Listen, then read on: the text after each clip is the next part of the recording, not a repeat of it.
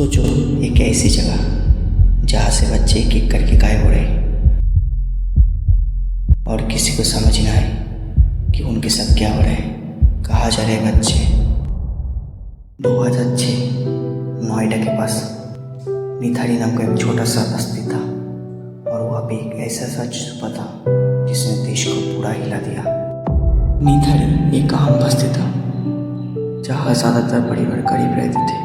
2005 से 2006 के बीच में वहाँ से अचानक बहुत बच्चे गायब होने लगे और किसी को समझ नहीं आ रहा था उनके साथ क्या हो रहा है। बच्चे जा कहाँ रहे हैं, घर से बाहर खेलने के लिए जाते थे लेकिन बिना किसी वजह से बच्चे अचानक गायब हो जाते। बच्चों के परिवार पुलिस स्टेशन गए, पुलिस से मदद मांगने की कोशिश की लेकिन कोई भी पुलिस उनकी बात को सीरियसली नहीं लिया।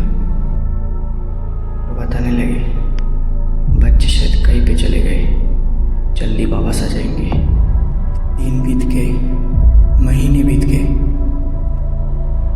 लेकिन कोई भी वापस नहीं आया और दूसरी तरफ एक एक करके और भी बच्चे गायब होने लगे। इतना सब कुछ होने के बाद भी पुलिस ने कोई भी स्ट्रांग इन्वेस्टिगेशन नहीं किया।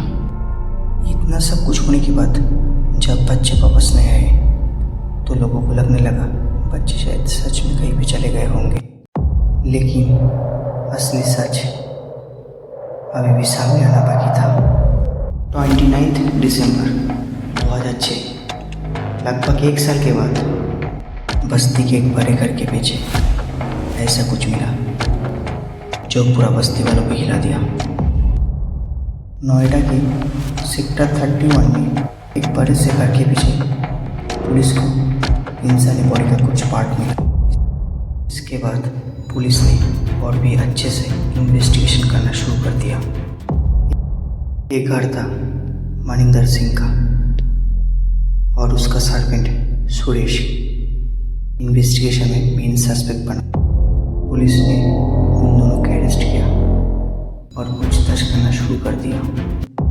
पूछताछ के दौरान कई ऐसे सबूत मिले जो मिसिंग बच्चे से जुड़े हुए थे। पुलिस को पता चला कई विक्टिम का कनेक्शन इस घर से था और परिवारों को भी कहना था आखिरी बार बच्चे को इस घर के सामने खेलते हुए देखा गया। ये सिर्फ एक मिसिंग केस नहीं था बल्कि सीरीज ऑफ क्राइम थी। ये सब शुरू हुआ 2005 के फरवरी में, जहाँ 14 साल की पहली लड़की रिम्पा हलदर अचानक गायब हो गई। उसके बाद 2006 के मई में दूसरी लड़की पायल शर्कर गायब हो गई। ऐसे करते करते लगभग 19 बच्चे गायब हो गए।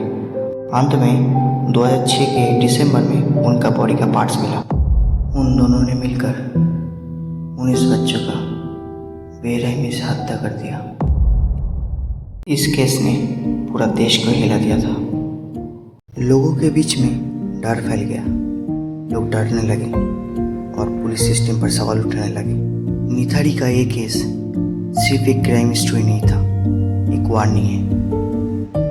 कभी कभी सबसे बड़ा खतरा वही होता है जिसको हम इग्नोर कर देते हैं। सावधान रहिए, सतर्क रहिए और ऐसे ही रियल डार्क स्टोरीज के लिए द अनटोल्ड डार्क स्टोरीज को सब्सक्राइब कीजिए।